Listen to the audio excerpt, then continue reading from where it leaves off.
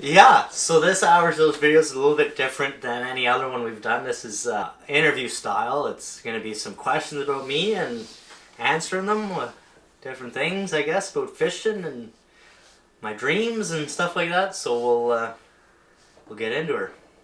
My name's Lyle Hendrick. I'm 25 years old. I was born in Kingston, grew up in Sydenham, a little town outside Kingston. And then when I was 21, I moved to Pembroke.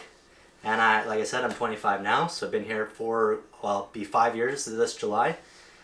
I am the co-host in the Walleye Fishing show, and yeah, it's been fun making these videos the past, I think we've been doing it 3 years now.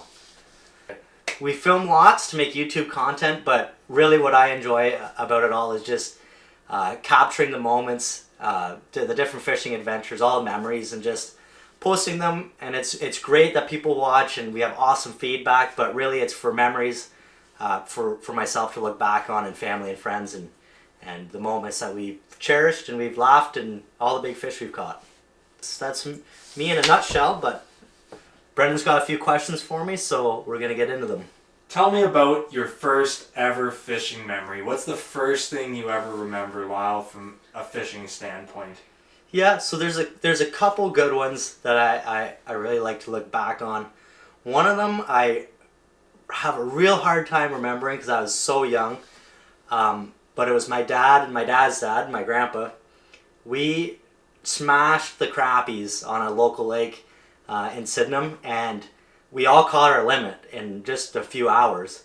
But I was so little that I had one of those little click button rods, like the old style little kiddies one. I'd drop the bait under the boat, I'd catch a crappie, and I'd pick them up, and then Dad would have to take it off for me. And I think we caught, well, there's 3 of us, and your limit's 30 each, so we caught like over 90 because we were throwing them back. So, and then another time, I was probably 7 or 8. I can remember this one pretty well.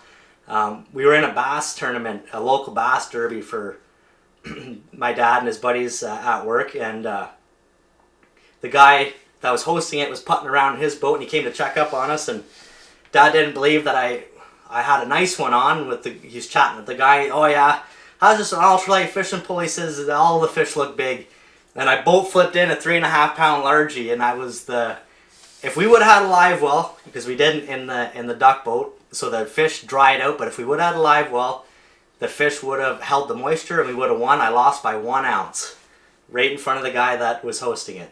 So it was just a little fun tournament, but that's a good memory I had. Who got you into fishing, Lyle? Who was the person that influenced you to have such a strong passion for fishing? Yeah, so I'd have to say my dad was the one that really got me into fishing, although a lot of family members on both sides of my family were all into fishing. Fishing was kind of a common thing in our family, but from a young age, I was probably 3 or 4, and I would watch the World Fishing Network on TV and all day long. That's everybody else watched like Scooby-Doo, while I watched Fishing Network on TV and dreamed about fishing every day since as long as I can remember.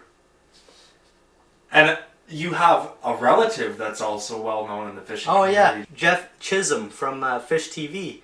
He's a distant cousin, but he's my cousin. How closely related are you? It's like 7th cousins maybe. He was at my great-grandma's funeral. So... Great-grandma, that'd be like 3rd or 4th? Yeah, but I don't know his relation to her. But anyways, distant enough, but he added me on Facebook, so that was pretty neat. It means you're pretty much family. That's right. Now, since you've said your family has played such a big role in your love for fishing, tell me a couple of your favorite family-oriented fishing stories. Sure. So we'll start with my mom's parents. They were big into fishing, both my grandma and my grandpa. They had a trailer up on Crow Lake, if anybody's familiar with that area, at the Browns campground. And it grew up there fishing all the time. And one of my favorite memories there was, I was older. I was maybe 14, 15. And we went into this little bay. Won't disclose that area because it's a good fishing spot. But we went up into this bay and we didn't catch any big fish. But I just had a little pop art on and every cast reeling in a bass. So, good time. That was a good time, yeah. Outfished them. So my dad's dad, one of my favorite memories with him was actually last spring. We were at lake trout fishing for the opener in Zone 18. We were camping and fishing. Early afternoon, it was probably 3 o'clock. It wasn't too windy, so after lunch we decided to go for a little troll before dinner. Just a couple hours before dinner, and going right down the middle of the lake. There's a big shoal that come up, and we were just coming off the back side of it, and it dropped into about 125 feet of water. And with the lead core, it's a pretty heavy rod, right? So unless you get a big fish, it's not really going to bend over. It's just kind of like a 2x4, and you're just reeling them in. Well, wham! And the rod almost hit me because the bite was so hard, and set the hook, and he's kind of coming in and fighting, and big head shakes, and oh yeah, I think that's a better one. I was thinking in my head probably 7 or 8 pounds. Like, it's a back lake. The trout don't get big in there. Like, they don't get Lake Ontario big. And next thing you know, he's coming in just fighting and peeling line. I'm like, geez, maybe it's a better one. Maybe it's like, like maybe 10 pounds. Like, maybe it's a real beauty. And normally when lake trout, as soon as they hit the thermocline, they just go belly up and they come right up to the surface. You just reel them right in as soon as they hit that warm water. And I'm looking, and Grandpa says he's got 20 more feet left on the counter reel, and I'm looking, I'm like, no, fish is still fighting. Next thing you know, he takes line again, and by the time we got the fish in, I had shut the motor off, and we were going into the wind. By the time I got the fish in, we had blown all the way across the lake, and we were back at the campsite, which is probably 2 kilometers. So we fought him for a real long time. Got him in the net, and he was so big, the tail actually stuck out, and he almost flopped out of the net. But I scooped him hard and threw him in the bottom of the boat. How excited was Grandpa? Oh, he said it was his biggest lake trout ever, so it was just awesome to be there. And I think I was more excited than he was. How old was he at the time? Later 79 maybe. I think he's 80 this year, I think. And I guess a good memory I had with my dad was in the park last fall. We camped for 3 days, and we only caught one little trout. And right before we left, we caught, I would say around 40 trout in about an hour and a half. We absolutely hammered them. And we were just about to leave, and I seen a trout in at shore, and we started casting right before we left. Had all the rods tied up and everything, and decided to pull one out, make a cast, and thank God we did, because we absolutely hammered them. And that's in a video as well on YouTube. And that's in a video, so we'll put that link here. So make sure you guys check it out, because that was an awesome time. I did a horrible job filming it, but I tried to capture it the best I could with the editing, and yeah, hopefully it turned out well enough for you guys to go check out. Tell the viewers about your top 3 most memorable fish, and I want to hear a little bit of a story on each one. And if you care to, you can maybe give it a fisherman story and stretch the truth, or you can be honest. And let's hear some of your top 3 most memorable fish catches, Lyle. I want to hear about it. So I'll go in chronological order. Okay. From how old I was. I was probably 15, and I was with a good buddy that lived just down the road from my parents' house, Ben Bailey, and we were out trolling for walleye, and all of a sudden we were just coming along a shoal, and it's big stones, so lots of times you get hung up, and bang, he hammered we had a Dixie spinner, which is just a worm harness. It's a kind of worm harness, and bang, he hammered it, and I'm like, oh yeah, big walleye, like just dead weight, big head shakes. And then he was just kind of coming in. All of a sudden, boom, jumps out of the water, big smallmouth. And I didn't really think anything of it at the time. I thought, this lake's known for big bass. It's just another 4-pounder. Like, I mean, you don't catch them all the time, but I was not uncommon. And then we didn't have a net, actually. It's funny, we left it on the dock, so Ben reached down, and the worm harness, they kind of have a big leader on them, so he kind of grabbed the leader, the big heavy mono line, and scooped the fish and flopped him in the boat. And I looked at it, I'm like, oh, that was probably 4 pounds. And looked at it again and seemed to grow a pound. I'm like, holy jeez, that maybe he's better than 4 pounds. And looked at it again, I go, geez, that's over 5 pounds. And I got him back to the boat, and he was, I think it was 21.5 inches or something. It was a big smallmouth. It was probably 6 pounds anyway. The scale we had wasn't really the best scale ever, and it still said it was close to 6 pounds, but I'm going to say it was 6 pounds. Alright, the next one was my 31-inch walleye from this spring. So my dad and I went on a 4-day backcountry canoe trip for walleye opener, and I don't fish walleye around opener in the spring. It's really popular and you can do really well, but I haven't really learned it. So we weren't catching a lot of fish. Like, we caught enough walleye to have a fish fry. We had a good time. Like, we made a video about it.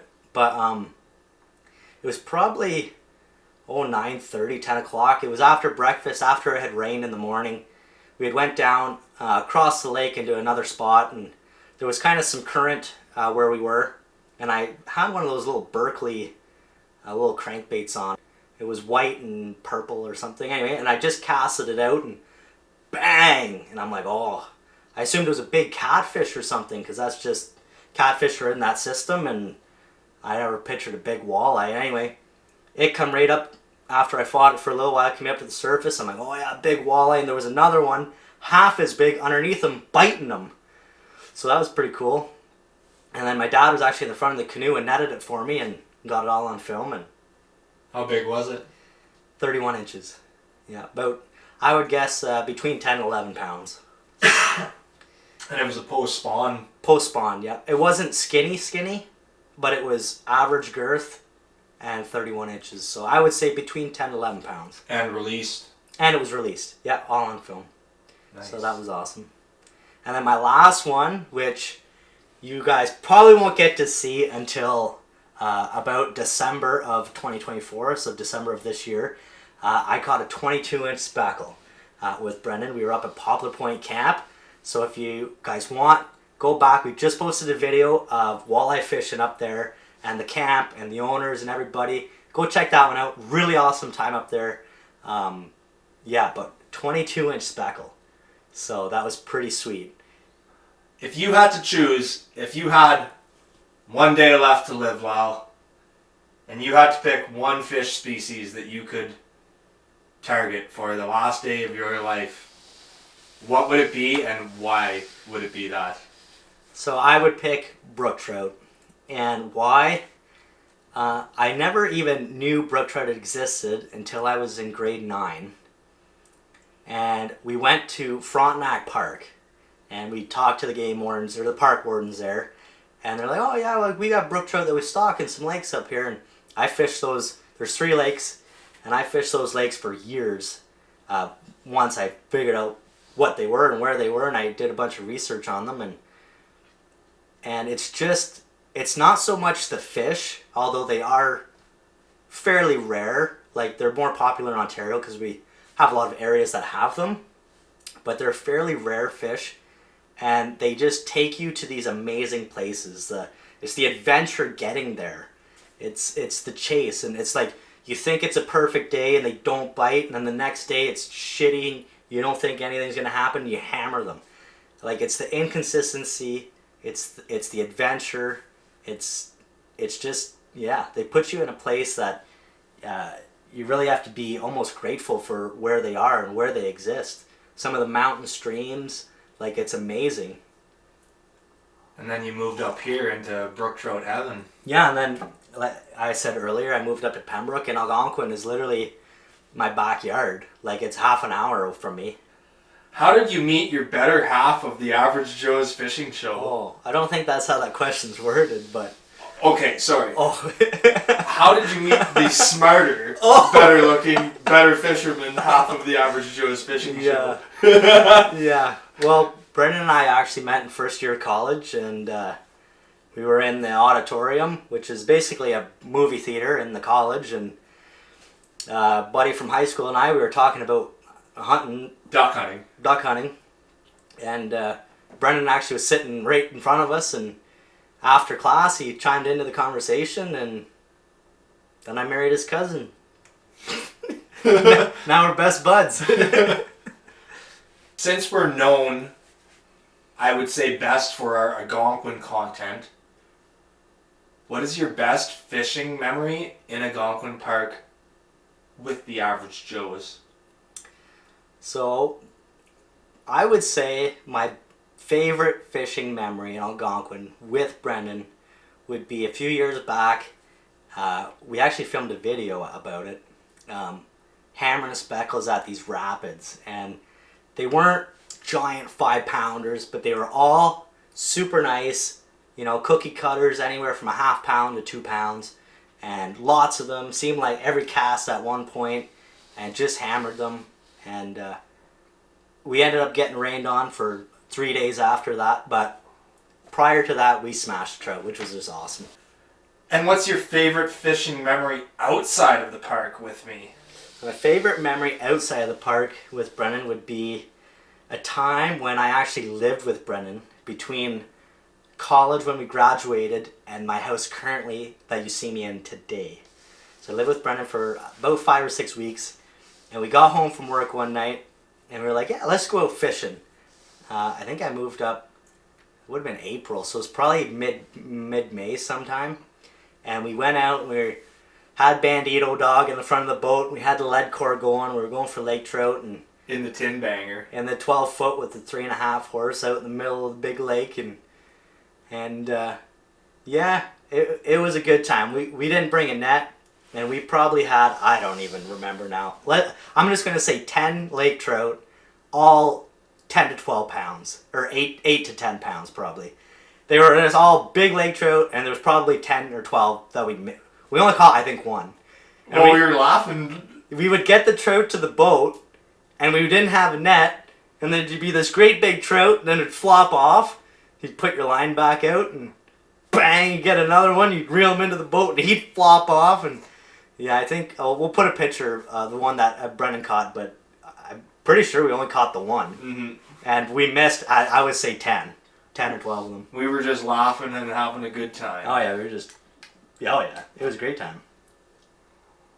Now, for any of our newer viewers out there, or someone that's new and just getting into fishing, they're an average Joe like you and me, Lyle. They want to get into it. They don't know where to start. They they don't have a fortune like us. They don't have a fortune to spend on gear. Mm-hmm. What would be a piece of advice that you would give to a new angler? Like a couple pieces of advice. What would be some things that you would want to tell them to help them get a good start in their fishing journey? Yeah, so I would say pick whatever topic, because fishing is so broad, pick whatever topic piques your interest the most. Take your time to learn that. Get the gear for that specific fish, whether it be bass or trout or muskie or whatever. And then take the time to learn it. If you're canoe tripping, take the time. Don't be rushed. Brendan and I go like 10 hours on the first day at times, or even 12 hours into a spot, and that's a lot for anybody. Like, if you can do half of that and just take some extra time, buy the proper gear the first time, do your research, buy the proper gear the first time. You know, if you're tripping, it's a vacation just as much as it is, you know, trying to get in somewhere to get some trout or whatever. And just enjoy yourself. Take the time to fish. Take the time to relax. There's no rush. Take the extra couple days and just hang out. And would you recommend finding a fishing buddy or doing it alone? I would say it depends who you are. Like, if you like being solo and doing the adventure stuff and finding out all this stuff on your own, that's great. But company is definitely nice, and finding somebody that you can put up with for, you know, a few days, like Brennan, and yeah. Lucky I'm the easiest going guy in the world. Yeah. I mean, I think if you do a big trip, I think after like, you know, 5 or 6 days, you're probably going to get on somebody's nerves anyway. Doesn't matter who you are, but definitely somebody you know you can get along with for a long period of time definitely helps. What should be their starting point for creating content? I would get, same as what we do, we just have a free editing software. I think it's free. I'm not paying for it. I don't know. Or do we pay for it? I think it was like $20. Oh yeah, it's $20. And I would just get something cheap like that to edit on. I'd use your cell phone for all like POV stuff, right? Cinematic. Like cinematic point of view, like what you're looking at with your cell phone.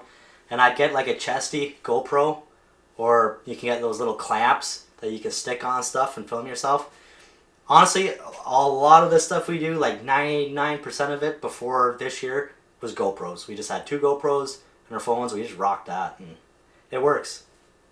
So that's going to wrap up this one, guys. Hope you enjoyed getting to know me a little bit. Leave some comments down below if you have any more questions about myself. And Brendan is doing a part 2 to this video, and get to know him.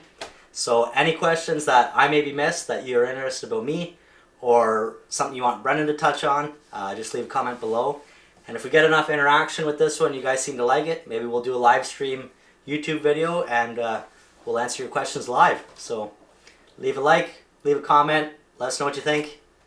And that's it for this one.